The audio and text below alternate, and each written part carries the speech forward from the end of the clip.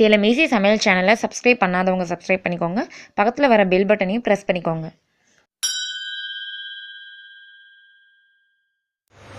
Hi friends, இன்றைக்கி நம்ம கிச்சனில் நம்ம பார்க்க போகிறது வெயிலுக்கு இதமான கம்மங்கூழ் எப்படி செய்கிறதுங்கிறத பார்க்கலாம். பாருங்கள், இங்கே கம்பு சுத்தம் பண்ணி நல்லா 5 மணி நேரம் ஊற வச்சு இங்கே எடுத்து வச்சுருக்கோம். கம்பு வந்து ரொம்ப உடம்புக்கு நல்லது. இந்த வெயில் சமயத்தில் இந்த மாதிரி சேர்த்துக்கிறது ரொம்ப நல்லது நம்மளுக்கு. நான் ஆல்ரெடி 5 மணி நேரம் நல்லா ஊற வச்சு எடுத்து வச்சுருக்கோம். இப்போ மிக்சியில் போட்டுக்கலாம்.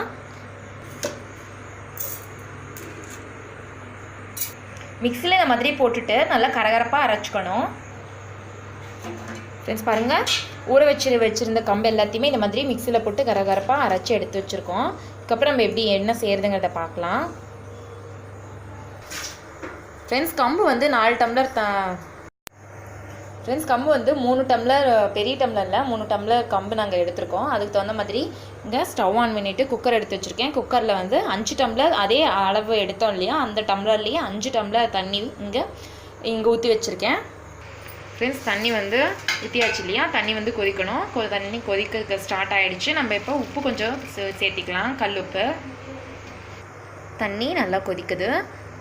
இப்போ நம்ம போட்டுக்கலாம் கம்பு. இந்த மாதிரி மிக்சியில் போட்டு கரகரப்பாக அரைச்சி வச்சுருக்கோம் இல்லையா, அது சேர்த்திக்கலாம்.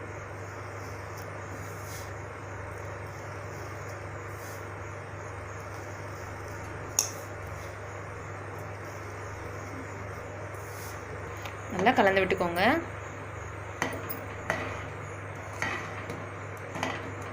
ஃப்ரெண்ட்ஸ், நம்ம சேனலை நீங்கள் இன்னும் சப்ஸ்கிரைப் பண்ணலன்னா இந்த வீடியோக்கு இல்லை ரெட் கலர் பட்டன் சப்ஸ்கிரைபில் இருக்கும், ப்ளீஸ் சப்ஸ்கிரைப் பண்ணிக்கோங்க. பெல் பட்டனையும் ப்ரெஸ் பண்ணிக்கோங்க. மாதிரி நல்லா கலந்துக்கோங்க. வெயிலுக்கு நல்லா இதமாக இருக்கும் குடிக்கிறதுக்கு, நல்லா உடம்புக்கு ரொம்ப நல்லது கம்பு. இந்த மாதிரி வெயில் காலம் போகிற வரைக்கும் இந்த மாதிரி செஞ்சு வந்து குடிக்கிறது ரொம்ப பரவாயில்லையாக இருக்கும் நம்மளுக்கு.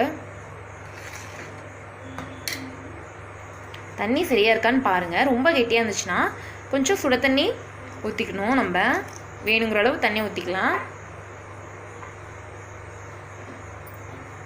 நல்லா கலந்து விட்டுக்கோங்க.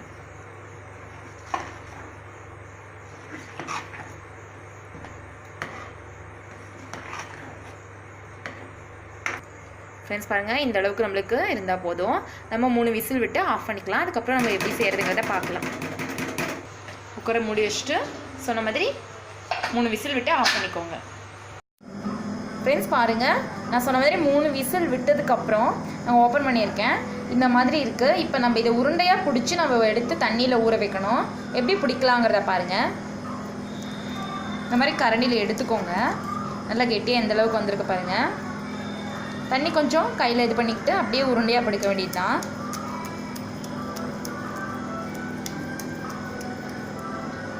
இந்த மாதிரி பிடிச்சிட்டு இந்த மாதிரி தண்ணியை ஊற்றி வச்சுட்டு அதில் ஊற வச்சுருங்க. மார்னிங் என்ன பண்ணுறதுங்கிறத பார்க்கலாம். ஃப்ரெண்ட்ஸ் பாருங்கள், நேற்று நம்ம நைட்டு கம்மங்கூழை வந்து இந்த மாதிரி உருண்டையாக பிடிச்சி தண்ணியில் ஊற வச்சுருந்தோம் இல்லைங்களா. இது வந்து இப்போ காலையில் எழுந்திரிச்சு நம்ம இது வந்து கரைக்கணும். இந்த மாதிரி கரைச்சி ரெடியாக வச்சுருக்கேன் பாருங்கள். நான் ரவுண்ட் வந்து பிடிச்சி வச்சது எல்லாமே கரைச்சி ரெடியாக எடுத்து வச்சாச்சு. இதுக்கு வந்து நம்ம சின்ன வெங்காயம் இல்லைன்னா பெரிய வெங்காயம் கட் பண்ணி கொஞ்சமாக கொத்தமல்லி சின்ன சின்னதாக கட் பண்ணி எடுத்து வச்சுக்கணும். தயிர் சேர்த்திக்கணும்.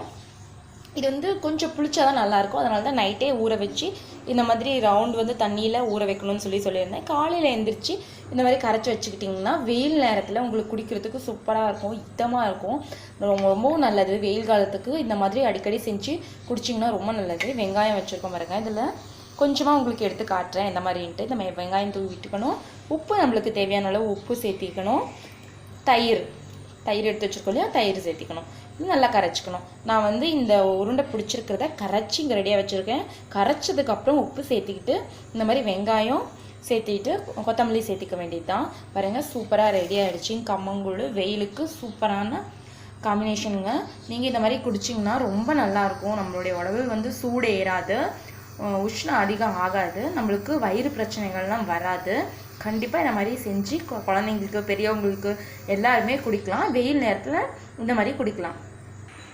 ஃப்ரெண்ட்ஸ், இதே முறையில் ட்ரை பண்ணி பார்த்துட்டு எப்படி இருக்குன்னு சொல்லிட்டு கமெண்டில் சொல்லுங்கள். இந்த வீடியோ உங்களுக்கு பிடிச்சிருந்துச்சுன்னா லைக் பண்ணுங்கள். உங்கள் ஃப்ரெண்ட்ஸ் பார்க்கணுன்னு நினச்சிங்கன்னா ஷேர் பண்ணுங்கள். தேங்க்யூ.